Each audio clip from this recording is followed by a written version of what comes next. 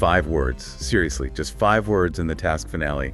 I forgive you, I love you, and bam, it just redefined everything. Absolutely. We're diving deep into that finale today, looking at forgiveness, redemption, and the kind of choices you just can't undo. And it all kind of circles back to that episode title, right? A still small voice. Exactly. It's from the Bible, Right. that inner compass, the conscience. Right. The thing Yeah. Tom and, well, pretty much everyone in this show has been struggling to hear again. Yeah. Amidst all the violence, the grief, who actually manages to listen? That's the question. Okay, so let's start unpacking it. Okay. So Tom and Aleah are completely off the books now. Totally rogue. Yeah, they've lost Robbie, they've lost Lizzie, they know the corruption goes way up, their only focus. Prove Anthony Grasso is the mole, the guy who set all this destruction in motion. Right, so they go back to the scene where Cliff's car went off the road. They find the wreckage way out in this isolated spot. And inside the burner phone. Which leads us to that brilliant Right. scene with Kathleen. Oh, yeah. Wine, painkillers, no pants, classic. Yeah. And she agrees, one last time, to help them out. Right. So while Tom and Aleah are building their case, the Darkhearts are trying to clean up their Exactly. own mess. And this brings us straight to Perry and Jayson, Yeah. a relationship that was, let's be honest, doomed from the start. Vincent gives Perry this absolute ultimatum. Kill Jayson by morning. Tie up all loose ends. Yeah. And Perry has to kill the guy who's basically been his surrogate son. And he goes to do it, he gets the knife, he's ready. But he can't. He just can't. He chooses his own destruction, really, overtaking Jason's life. And then they Right. find Eryn's body in the lake. And forensics finds the pendant chain clutched in her hand, the PD initials. And that's it for Perry. The confrontation by the stream. It's so stark. Almost no words.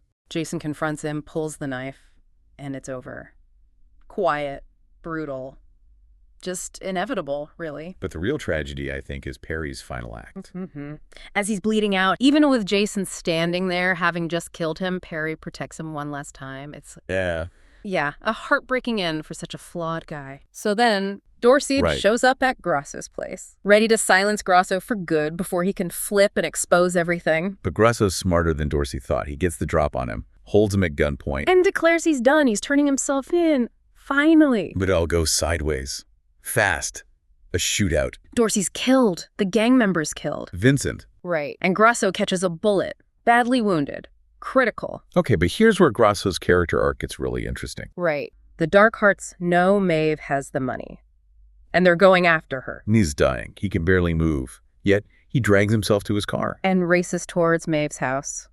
To warn her. And then, Grasso, barely conscious, manages to warn Maeve just seconds before Jayson bursts in. Desperate for that money. And then Tom and Aleah arrive, tracking Grasso's phone. They find him bleeding out. Yeah. And Aleah's survival here, it's just primal. Someone pointed out she's channeling all that trauma from her ex-husband. She gets ambushed immediately by Breaker, another Darkhearts member. Fights back, kills Breaker, she survives. It's a reminder of everything she's been through. Absolutely. Meanwhile, Jason's got Maeve at gunpoint, Maeve screams, and that scream brings out Harper, Robbie's little girl. who had hidden her younger brother Wyatt in the car trunk, just like Maeve hid Sam earlier in the series. Such a great callback, total mirror image. And just as Jason's about to pull the trigger on Maeve, Grasso makes his final move. This impossible final act, he's barely alive, but he drags himself into Jason's car Waits for Jayson to come out. and shoots him dead. It ends right there Yeah, with Grasso's messy final act. yeah.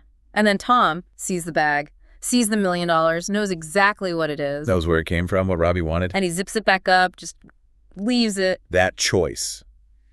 Choosing to honor Robbie's sacrifice over the letter of the law, For sure. which leads us to the scene we started with.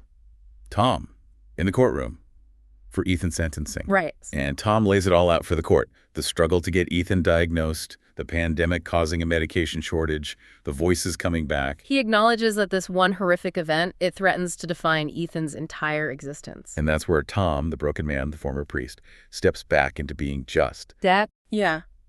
He refuses to let the tragedy be the only definition of his son. He looks right at Ethan, who's carried this immense guilt and illness, And says those 5 words he couldn't say before. I forgive you. I love you. and promises he'll be there, waiting when Ethan gets out. I mean, just incredible acting. But then he follows that with something almost harder, letting Sam go. Yes. The innocent kid he rescued, he could keep him.